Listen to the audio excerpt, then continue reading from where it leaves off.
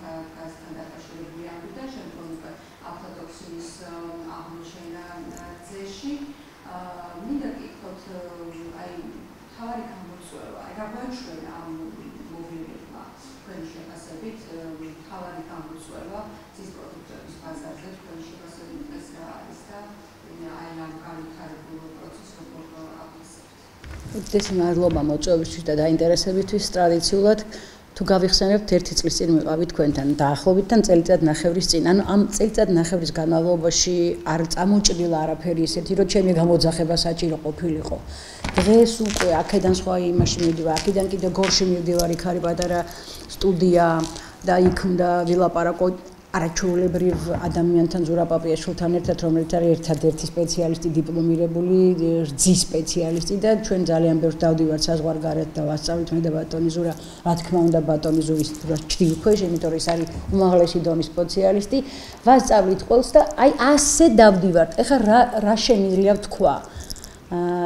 რაღაცა კოსმოსს უნდა უთხრა მადლობა, თლად ღმერთს ვერ გავრევ ამ საქმეში, რომ ეს სკანდალი მოხდა.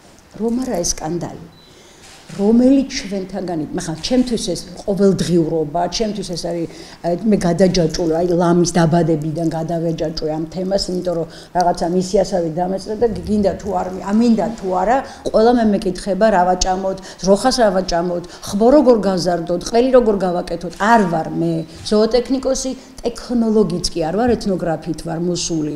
ყველში უბრალოდ შემომესწავლა და ახლა კიდევ ძალიან ბევრს კითხულ და განსაკუთრებით უცხოეთში რომ ვასწავლით და აქაც სოფლებში დავდივართ და ვასწავლით. უამრავ კითხვაზე პასუხის გასაცემად პირველ კურსელივით ვივარ და მეცადინეობ. რასაკურველია ამ ჩემი მასწავლებლების არაჩვეულებრივი ადამიანების გვერდით, თორემ მარტო ვერც კი გავბედავ ხმის ამოღებას. ძალიან დიდი მადლობა იმ კოსმოსს, რომელმაც ეს სკანდალი ასე ვთქვათ, გადმოგვიგდო მაშველი რგოლივით. ახლა დავიწყეთ ფიქრი კვერცხზე, დავიწყეთ ფიქრი ხორცზე, დავიწყეთ ფიქრი მწვანილზე. მე თვითონ გამოვიწერე პესტიციდების მზომი, არასოდეს თავში არ მომსვლია, რომ პესტიციდების მზომი სახში მქონოდა, იმიტომ რომ მეც ისე როგორც ათასობით ადამიანი და მილიონობით ადამიანი ვენდობის სახელმწიფოს, რომელიც არის ვალდებული, მე დამიცვა სამსაფრთხეებისგან.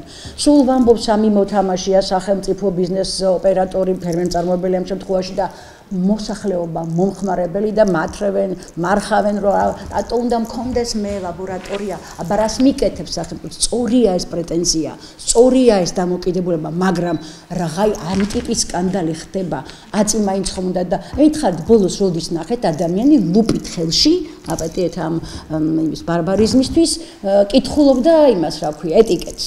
ან ვარგისიანობა, სახში რომ ისულა აღმომიჩენია, რომ დღეს გაზდიწვა და სასწრაფოდ გამიხარჯავს ესა თუ ის პროდუქტი. არ ვაკეთებთ ამას. ამის გამოცდილება არ გვაქვს. ეს არ გვიზის სისხლში. ოხა ეჭვშევიტანო ახლა. ეგერ ხო არის სახელმწიფო. და იმან იმტორიოს თავი, იმან მითხრას რა ვჭამო. ასე ხომ არ არის სახელმწიფო, ხომ არ გეუბნება, რომ როცა შენ სამოგზაუროდ მიდიხარ მაღალმთიან რაიონში, იქ რა ჭამო. მე გითხარით ეთერში შემოსვლამდე, რომ მაქვს მომატებული ნაწლავის ჭირები და ჩემი ფლორა არის უკიდურესად პირდაპირ ლაბორატორია. ერთნაჭერ ყოველს რო პირში ჩავიდე, ზუსტად შემიძლია გითხრათ, იქ დავინძურები სახარისხიან ნაწლავის ჭირები თვალსაჩინო, თორე ეშიხერია შეიძლება ვერ გაიგოს ჩემო ორგანიზმმა, მაგრამ ეშიხერიას გაიგებს მაგალითად ლაბორატორია. უამრავი ჩემი მეგობარი ფერმერი, აი ხა მე მაგალითად ანა მიქაძეს კი არ დავაწანწალებდი ყველა ეთერში. ფერმერს მოვიყვანდი და მას ვალაპარაკებდი თავის პრობლემებზე. მოვიყვანდი ზურას პაპიაშვილს, გიული გოგოს, ესენი კორიფეები არიან. ჩემი მეგობარი ფერმერები ნებისმიერ მინისტრზე კარგად დაგილაგებენ, დღეს რა პრობლემები აქვთ მათ რძეში, საკვებში, რა პრობლემა. აი ხა ის მეორე სკანდალი, რომელიც ეგრევე მიყვა ყვარლის ბაგას. კი ბატონო, გამიმეორეთ, მე ვერც კი ვიმახსოვრებ, მაგ საზიზღარი იმას რა ქვია. დიახ, ეს არის დაბინძურება თივა საკვებში, ობიანი სიმინდი, ობიანი ქერი, ობიანი ხორბალი, რომელიც სოკოა და როდესაც არათანადო პირებებში მოექცევა საკვები პირუტყვის, ის ხდება ის რაც ხდება და არ გავიმეორებ, არ დავზაბრავ მოქალაქებს, იმიტომ იმდენი ვწერეთ უკვე, ბოლოს კითხულობდნენ, კარგი, შევჭამეთ ეს, დავლიეთ ეს, ახლა რა ვქნათ? დეტოქსიკაციაზე და რაღაცი ტერმინებს ვეკითხებით ერთმანეთს და ვიპოვეთ ამის პასუხები, მწუხეთ ტოქსიკოლოგები და ბევრი წყალი, მწვანილი, ბევრი განსაკუთრებით წყალზე არის ხოლმე ხაზგასმა მინერალური წყლები და ჩამონათვალე მაქვს სტატუსი Facebook-ზე, რა შეიძლება გავაკეთოთ, არასოდეს არ გავიმეორებ თუ არ წავიკითხე, იმიტომ რომ რამე არ შემეშალოს და ამ ხელა პასუხისმგებლობა როგორ ავიღო ჩემს თავზე, ამაზე ტოქსიკოლოგმა უნდა ილაპარაკოს, მინდა გითხრათ რომ ცუდი რამ მოხდა. თუმცა იმ კომპანიის, რომელსაც ასევე არ დავასახელებ, იმიტომ რომ ის ხალხი ძალიან დიდი უბედურებაში, ძალიან დიდ ჩარში გაეხვა და რასაკურველია გულწრფელად მეწოდებიან, იმიტომ რომ არც ერთი ბიზნესი, არც დიდი, არც პატარა, არც მსხვილი არ მემეტება ისეთი სკანდალისთვის და ისეთი რეპუტაციული განადგურებისთვის, რაც ახლა ამ კვირას დაატყდა თავს. თუმცა მათი პასუხისმგებლობა იყო ძალიან მაღალი, უნდა ყოფილიყო ძალიან მაღალი. აი ბოლო გუშინდელ ინტერვიუში არ მინდა ისევ დავასახელო, არც პიროვნება, არც როცა შენ ამბობ, რომ აბაჯანთელ ცხოველს ხომ არ გავუშვებდი იმაში, რა ქვია, სასაკლაოზე. სიტყვა ჯამრთელი როგორ უნდა ახსენო ადამიანმა, როცა ეს არის ჩრდილებრივი დედამიწის ზურგზე არსებულ უგანდიდან ვიდრე მარსამდე აი დაძგი მატერიალურ სამყაროში არსებულ სპერმები ყველგან არის ამ ტიპის გამოხშილვა. ქვია დაცემა ან დაკლა. დაცემა არის როცა ცოტა არაქართული სიტყვა და კალკია რომელიღაც ამიდან გადმოტანილი, მაგრამ ქვია როცა ცხოველს დაავადება გაუჩნდება, ბრუცელოზი ეს და კვდება ამის გამო არ შველის არანაირი ანტიბიოტიკი და არც სხვა საშუალებები, მაშინ მას ვეტერინარი დაუდგენს ზუსტ დიაგნოზს, კითხოთ საშვილოსნოს რაღაცა ანთება აქვს, ან სიტყვაზე ცური გაუფუშდა, ან ჩლიქები დაუჭიქდა და ვეღარ დგას. ეს დიდტანიანი შემოყვანილი ძროხები არის, დიდტანიანი ძროხები ბაგურ კვებაზე როცა არიან, ბევრი რამ უზიანდებათ, მათ შორის ხერხემალი და იძულებულია ფერმერი, რომ შეაწყვეტინოს შვილოსნობა, იმიტომ რომ მას უკვე არ შეუძლია შთამომავლობის მოცემა და მიყავთ იმაში, რა ქვია, სასაკლაო. ჩემთვის მძიმე თემაა, შიგადაშე ვეგეტარიანელობ და ამიტომ ძალიან ნიჭის ამაზე ლაპარაკი, მაგრამ ეს არის ფაქტი, მე არ ვიგონებ არაფერს. ნებისმიერი ინტერნეტ სიძე ნახეთ და გუგლეთ, როგორ ხდება განახლება ამა თუ იმ ფერმის.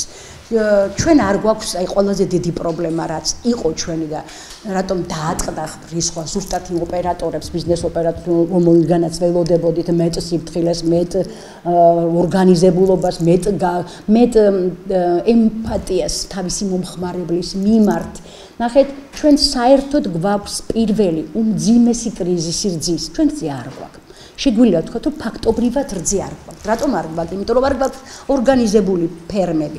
5-სულიანი, 4-სულიანი, 10-სულიანი, 15-სულიანი ფერმები მთელს დედამიწის ზურგზე ყველგან, მათ შორის აუკვეთ მაგალითად შვეიცარია, არის კოოპერატივებში გაერთიანებული. კოოპერატივში 40 წევრი ყავდა, მე რო ვიყავი ალპებში წასული და რო ვკითხე აბა ბრუცელოზი, არც ახსოვს რა ტიპის დაავადება ბრუცელოზი. არ ახსოვს. ჩემ ხელა კაც არ ახსოვს, რომ ოდესღაც მის ქვეყანაში და იყო რასაკურველია, მაგრამ გადაშენდა, იმიტომ რომ ძალიან დიდი კონტროლია. იქ ძროხას ფეხი რომ მოხდება, ვერტმფრენით მიაცუნცულებენ კლინიკაში ალპებიდან იმაში დაბლობისკენ ხვდებით?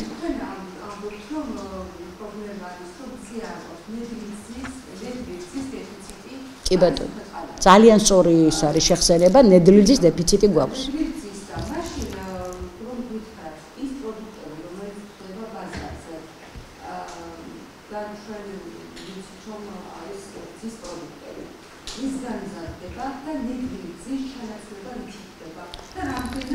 ძალიან კარგი კითხვა.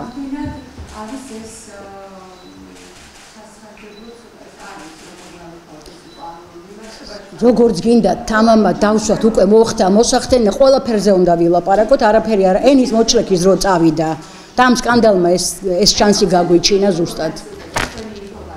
იცით როგორ არის, ჩვენ გვაქვს როგორც ამბობენ. მე არა ვარ სტატისტიკოსი და როგორც მოგეხსენებათ, არც მე წარმი არა ვარ ქართული ყველის ისტორიის მკვლევარი ვარ. დავიწყებული სახეობების ამოტანა და დადება. როგორ აკეთებდა ჩემი წინაპარი ზუსტად ვიცი, როგორ აკეთებს ახლა ისიც ვიცი და როგორ უნდა გააკეთოს მომავალში ისიც ვიცი, იმიტომ რომ 23 წელიწადია მხოლოდ ვერ ფიზიკურად ვერ დავჯერდი, იმიტომ რომ როდესაც ვიპოვე ტენილი უნდა მე გამეკეთებინა, როდესაც ვიპოვე დამბალხაჭო უნდა გამეკეთებინა და მე უკვე მოვძერნე და უკვე ყველა ყველი რომელიც იყო დასახლებულია, მოვლილია და ყველას თავის პატრონი ყავს. ამბობენ მეცნიერები, სტატისტიკოსები, სახელმწიფოც მეუბნება, რომ მხოლოდ 30% გვაქვს მარაგი იმ ნედლის რძის, რომელიც ჭირდება ბაზარს. რა ხდება 70% შემთხვევაში? ეს არის იმპორტი, შემოტანილი ყველი, ზემჟავა პროდუქტები, იოგურტები, მაწვისებრები, კრემყველები და ასე შემდეგ. გადაცეძგილია ეცი თქვენი სუპერმარკეტები და ჰიპერმარკეტები უცხოური პროდუქციით, მაგრამ ახლა უშუალოდ რძეს რაც შეეხება. აი მაგალითად ხშირად ამას საღირძე, აღდგენილი რძე ვკითხულობთ ამას, ხო საღირძე, აღდგენილი, ნედლი პასტერიზებული ძალიან ცოტას უწერია ერთადაც, მაგრამ ეს საღი აღდგენილი რძე უწერია ბევრს. ზოგ საღი, ზოგ აღდგენილი, ცოტა ესეთი მწყვა ლახვილია ის საღძეს წერს, რომ აღდგენილი რძე მაინც იქით მიდის ფხვნილის ასოციაციას იწვევს. ზემჟავა პროდუქტები რაც არის საქართველოში, მეტი წილი მზადდება სწორედ აღდგენილი რძისგან და ამაში არაფერი ტრაგედია არ არის თუ კარგ ჯანსაღ და 100%-იან ცხიმს ვიხმართ ისევ ცხოველურს, ანუ კარაქისებს, ერბოსებს და ასე შემდეგ, ხო? სამწუხაროდ ჩვენ ძალიან ღარიბი ხალხი ვართ იმისთვის, რომ ზვირადღირებული ახალზელანდიური ან კანადური ან კიდევ რომელიღაც ისეთი თავმოყვარე, პატიმოყვარე ცივილიზებული ქვეყნის ცხიმები გამოვიყენოთ და იაფ პროდუქტზე მიგვიწვდება ხელი და ამ იაფ მცენარეულ ცხიმებს გამოვიყენებთ, როცა ფხნილისგან აღვადგენთ დღეს, წყალს გაურევთ, თავისთავად ამაში ტრაგედია არ არის, როდესაც მოვიხმართ ფხნილის რძეს. იმიტომ რომ ის არის 1000 გრადუსზე, 1 გრადუსზე გაცხელებული, გაუწყლოვებული ფხვნილი და მე როცა დაასხამ წყალს, იმიტომ ეძახიან აღდგენილ, აი როგორც კი ჩვენ მასში რაიმე ტიპის ცხიმს გავურევთ. იმ წუთში იწყება ჩვენი პასუხისგებლობა, რომელ ცხიმს ვიყენებთ, რანს ცხიმს ვიყიდეთ, ქოქოსის ცხიმს, ქოქოსი და პალმის ცხიმი სად არის ამდენი და ისეთი ძვირია რომ გამოვიყენ, ნეტაკი მაგას ვიყენებდეთ, ოღონდ დოზირებულად. ყველაფერი ხო დოზით თავდება, მაგალითად ხშირად მეუბნებიან რომ აი პეპსინი ვიხმაროთ თუ არა. არა, მე არ მოვიხმარ პეპსინს, იმიტომ რომ მეგულება სამყაროში დაიწყო, მეგულება სამყაროში ჰანსენის ფირმა, რომელიც არის პირდაპირ ერთ-ერთი ბუნებიდან გადმოტანილი. ის რაც დაკარგა პასტერიზაციის დროს რძემ დაუბრუნა უკან ჰანსენის კულტურებით, დაიწყოს კულტურებთან, ანუ ეს ჩვენ ახლა დაუბრუნდით უცხოეთიდან მე და ბატონი ზურაბი და ვუყურებთ პასტერიზაციას, ვუყურებთ სტერილიზაციას, ბევრი შრი არის. ზოგჯერ ისეთი როგორ გითხრათ არაკეთილ შობილურად გამოიყურება. აი სიტყვა ბაქტერია არ მინდა ვიხმარო, დაბინძურება. ყველაფერი მოქმედებს ადამიანის ემოციას, ძალიან უჭირთ ამის აღქმა ადამიანს. დაბინძურება ტერმინი, ჩვეულებრივი სამეცნიერო ტერმინია, მაგრამ ჩვენს ყოფით შემაში რა ქვია, ცნობიერებაში დაბინძური არის დაუბანელი ხელი. დაბინძურება ნიშნავს, რომ მაგალითად სომატური უჯრედა რო კითხოთ ახლა ნებისმიერ მას რა ქვია, ალგორითმს იმ წუთში გადმოგიყრით რა არის მაგალითად სომატური უჯრედები და მაგალითად ევროპაში რა რაოდენობა ითვლება რძეში სომატური უჯრედა, მაგალითად ძროხასოსტომატიტია, ის რა ქვია, მასტიტი აქვს სიტყვაზე ფარული ან ხილული, ის რამდენად აბინძურებს, სიტყვა დაბინძურება ისევ სამეცნიერო ტერმინიდან გამომდინარე და არც ერთ შემთხვევაში ის ყოფით დაბინძურებაც არ გულისხმობ. ნახეთ, 100,000 არის ევროპისთვის ნორმა სომატური უჯრედების რძეში. ეხლა კარგი მიკრობიოლოგივით ვტლიკინებ, მაგრამ ასე არ არის, უბრალოდ მე ეს ვისწავლე ყველაფერი, თორემ ეს არ არის ჩემი სფერო. მაგრამ რომ მკითხოთ საქართველოში რამდენია, გული გაგისყდებათ, მაგრამ გიტყვი, იმიტომ რომ კენის მოჩლექის რო გავატარეთ 500,000. ანუ 2 მაგად კი არა, 3 მაგად კი არა, 4 მაგად კი არა, 5 მაგად არის. რატომ? ბევრი რამ სამწუხაროდ არ ვიცით. ძროხა არის ბიოლოგიური არსება. გაუსუფთავეთ სური ტილოდი, ხო? პედრო მიდგას გვერდი, თბილი წყალი, მე კარგი გოგო ვარ, ყველაფერი მაქვს სიტყვაზე, ფერმერის როლში რომ შევიდე. ავიღე და გაუსუფთავეთ სული და ვამზადებ მოსაწველად. ამ ერთი ტილოთი თუ მე გავუბედე და ბოლომდე 50 ძროხასაც ერთი ტილოთი, ყველას თავისი ინდივიდუალ მააპატიეთ, მაგრამ თქვენს პერანს ხო არ მათხოვებთ. არ მათხოვებთ, არ ჩავიცმი, ხო? იმიტომ რომ კაცი კითხვა გამიჩნდება, რატომ და ჩავცვალ სხვისი ისე ტანსაცმელი. აი ესე რომ გამოატარებს ბოლომდე 50-ს ერთ ტილოს დამთავრდა პირველს თუ ქონდა ფარული მასტიტი 50-ს ზედვე აქ იმ ცულზე ეს უბედურება. დიახ, მე არ ვახსენე, ასე მეუნებიან პროფესიონალები. შეიძლება უკვე დაკლებულიც კი ამ. ბატონო სომატური უჯრედები, ხო?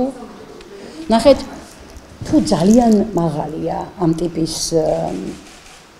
შემადგენელი რძეში, პასტერიზაციასაც კი ვერ გაუკეთებ. 40 გრადუსის მერე აიჭრება და ხაჭოდ გადაიქცევა. და მილიონი მინახავს ასეთი პრობლემა, მე თქვა, სტაბილურული რძეა, ცუდი რძეა, გაუბრუნეთ უკან თავის პატრონს. უნდა შემოწმდეს. აი, რძე სახშიც რო შემოდის, არამედ თუ საწარმო, ჩვენ გადაძეძგილი ვართ მცირე საწარმო, ვერ წარმოიდგენ თითო სოფელში რამდენი პატარა საწარმო არსებობს და დარეგისტრირებულია ოპერატორად და ასევე აღიარების კოდი მინიჭებული აქვს უსაცნობობა მათთან დადის, ამოწმებს, ხანდახან უხურავს, ხანდახან აჯარიმებს და რო შედის ესეთი პატარა ჯამები არის და იყიდება ჩვეულებრივი წვეთოვანი შემამოწმებლები ამის დაასხამს და ნახავს ბრუცელოზი არის თუ არა, ის არის თუ არა. ანუ ისი არ უნდა მიიღოს სტომასო ის რა ქვია მაგას, მასტიტი აქვს თუ არა. ეს ყველას უნდა ქონდეს, ყველას კაპიკები ღირს, ეს არ ის თუ რომ მეუნებენ კიდევ და კიდევ. აი ლანძღონ რამდენიც უნდა ხო უკვე აღარ მეშინია მის კარგახანია, დიდი გოგო ვარ, არ მეშინია ამ კრიტიკის და ლანძღების ამან რა იცის, ყველიო საერთოდ ახოდან უნახავსო როგორ კეთდებაო. ძროხა ახოდან უნახავსო. გამოპრანჭული როზი ვარ სამკაულებით, რა ქვია, ბიუჯეტერიც ამას არ ნიშნავს, რომ მე იქ არ ცხოვრობ თვეები. ცხოვრობ და კიდე გავაგრძელებ. ძალიან მალე დავუბრუნდები ისევ. ნახანახეთ, დავასრულებ ამ იმას. ყველას უნდა ქონდეს პასუხისგებლობა თავისი. როდესაც მე ვარ საოჯახო მეურნეობის წარმომადგენელი, ჩემთვის ვაკეთებ ყოველს ღმერთმა ხელი მომიმართოს, მაგრამ როგორც კი შევფუთავ გავიტან ბაზარზე, თუნდაც ჩემი სახლის კარის წინ გასაყიდეთ, უკვე ჩემი პასუხისგებლობა და გიგანტი საწარმოების პასუხისგებლობა არის თანაბარი. ვერაფრით ამას არავინ არ შეიძლება რომ სიტყვაზე შეუმოწმებელი ყვალი გამოიტანოს. ამდენი წელი ავჭამ, ამდენი წლის წინ ამდენი სპორები არ დაფრინავდა კიდევ სამყაროში და ამდენი საფრთხე და თუ იყო საქმეც მაგათ ძალიან კარგი რაღაცა გამახსენდა. თუ იყო საფრთხე, ადამიანს ჰქონდა იმდენი ცოდნა ტრადიციული, ზუსტად იცოდა ძროხა კუცესე რომ მოამრუნა და რაღაცა პრობლემა ჰქონდა და იმ წუთში გაარიდებდა იმას თავის ფერმას და ცალკე გაიყვანდა. ჩვენ ქართველები და ალბათ ბევრია ჩვენნაირი ქვეყანა, რომლებიც გავიჭედეთ შუაში ძველი ტრადიციები დავივიწყეთ და ახალი არ მივიხეთ. აი აქ ავართ. ვისაც ბევრი ფული აქვს იწვევს ექსპერტებს, ეხლა პატრონზურებს, ეხლა ამ წუთას საზღვრისპირა რეგიონში იმყოფება და იქ ასწავლის საოჯახო მეურნეობებს, რძის მოვლას, რძის პასტერიზაცია, არაფერი პრობლემა არ არის. ეხლავე გაჩუქებთ. აიღეთ რძე სახლის პირობებში 10 ლიტრა, მიიყვანეთ 60 გრადუსამდე და ცოტა ხანში გადაიტანეთ ეს შეცხელებული რძე ცივ წყალში და მიუშვით გამდინარე წყალი მეორე ქვაბში გადაიტანეთ და ან თუ ყინულები გაქვთ ჩააყარეთ მეორე ქვაბში იგულივ შემოუყარეთ და ნახევარსაათში გექნებათ პასტერიზებული რძე. ეს რომ ერთ ჩემს მეგობარს ვუთხარი, რომელსაც პატარა ფერმა, აუ ანა ახლა ეს არ მაკეთებინო, აუ ანა ეს არ მაკეთებინო, ზუსტად მისგან დავიწყებ შემოწმებას. მე ვაპირებ ახლა სხვათა შორის მეგობარ ექსპერტებთან ერთად ჩვენ გვაქვს ძისა და ყველის ექსპერტთა კავშირი, პროფესიული კავშირი, ასე ვივლით, შევიძენთ ყველას და წავა ცუნცულებს ლაბორატორიაში. რაც უნდათ ის ვიძახოთ, აუცილებლად გავაკეთებთ აი ამ სახალხო შემოწმებას და ვეხმარებით სხვათა შორის სახელმწიფოს. აი ამ დობის ფაქტორს რის ფაქტორს უკაცრავად? დიახ.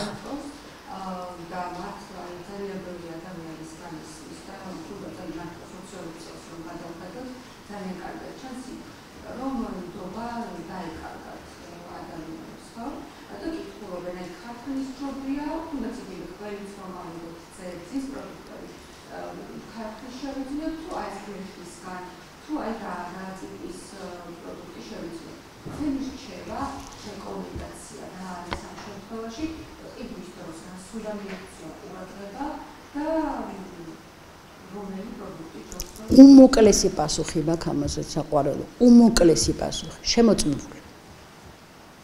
გინდა საგლეხო მეურნეობის იყოს და გინდა მარსზე გაკეთებული, თუ ის შემოწმებული არ აქვს, თუ მას არ აქვს გამოცდის ფურცელი, ამ დროს იმდენად ლოიალურია ქართული ზის რეგლამენტი და კანონი, რომ მე ესტონეთში ვიყავი და ყოველ ორ შაბათს ესე ჩემი ასაკის ქალი მოდიოდა, სინჯარებით სავსე ქონდა დიდი ყუთი და აბარებდა ამ იმას ლაბორატორიაში ვიყავით იმაზე სტაჟირებაზე და საღამოს უკვე პასუხი ქონდა, თუ რაღაცა რთული ფორმულა აღმოჩნდებოდა დაბინძურების, გადადებდნენ რამდენიმე დღით და შეაჩერებინებდნენ იმ ფერმის ძის აღებას. ნახე, როგორ იყო მოწყობილი, თუ რომელიმე 20 ფერმიდან, რომელიც მოტანილი ქონდა, რომელიმეს აღმოაჩნდებოდა გარკვეული კითხვის ნიშნები რძეში, იმ დღის რძეს, რომელსაც გადაღვიდა ეს მეწარმე აუცილებლად არ გამოიყენებდა, ანაზღაურებდა ის ერთი ფერმერი, რომელსაც გაუჩინა ერთი ვედროც რო ჩაასხას 400 ליტრში, ის ერთი ვედრო 400 ლიტრას დააბინძურებს. ამიტომ ის ფერმერები არიან დაბრთხალები, შეშინებულები და აი მართლა სულს უბერავენ სულში ძროხას, რომ არაფერი არ გამორჩეთ, იმიტომ რომ მას აანაზღაურებინებენ.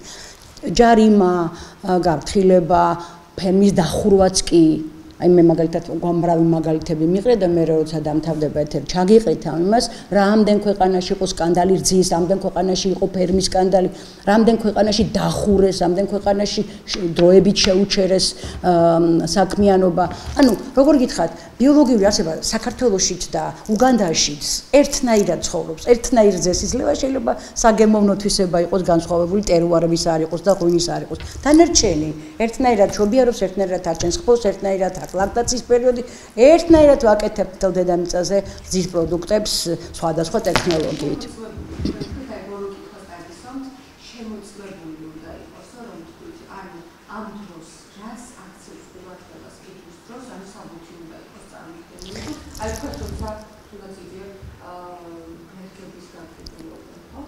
ხო. ოდი სიტყვა გლეხი არ ვახსენოთ, იმიტომ ცუდ რამეს ნიშნავს, გლახას ნიშნავს, ასე მეურნე, სამეურნეო, საოჯახო მეურნეობა. საოჯახო კიდევ ერთხელ გავიმეორებ, რაც 2 წამის წინ თქვი. საოჯახო მეურნეობა და ბიზნესი იმ წამს თანაბდება, როგორც კი ეს გასაყიდად გამოიტანს.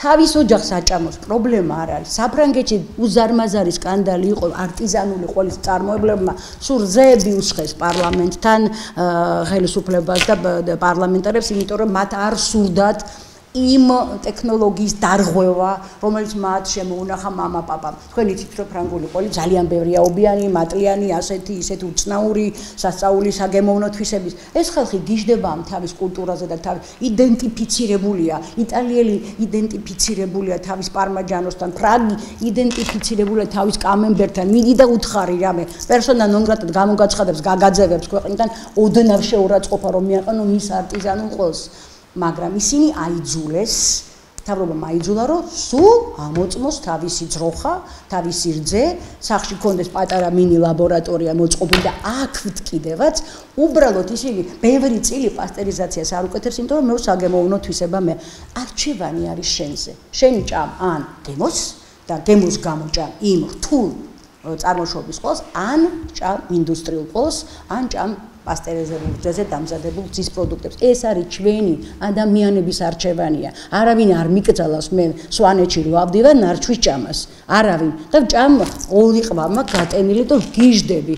აყვანილი მყავდა ძალიან დიდი ცნობილი კომპანიის, ფრანგული კომპანია, იმიტომ რომ გაგიждდნენ ამ ყოლზე ერთ-ერთ გამოფენაზე გასინჯეს და ლამის ვერტფრენით არ მოგვიწია, კიდე მანქანი წავედით უკვე გახსნილიყო გზა, მაგრამ მზად იყო რომ ვერტფრენით ჩაფრენილიყო, ისე მოეწონა ეს ყოლი და რომ ავედით იმ თაში დახედეთ 20 ბაქტერიას ახლა ვერ ხედავთ. აი ახლა ვერ ხედავ, მაგრამ არ მაინტერესებს, მე ეს უნდა გავსინჯო. ანუ ეს არის ერთგვარი რისკი. ეს ცოდნა, რომელიც უნდა ერთმანეთს გავუზიაროთ.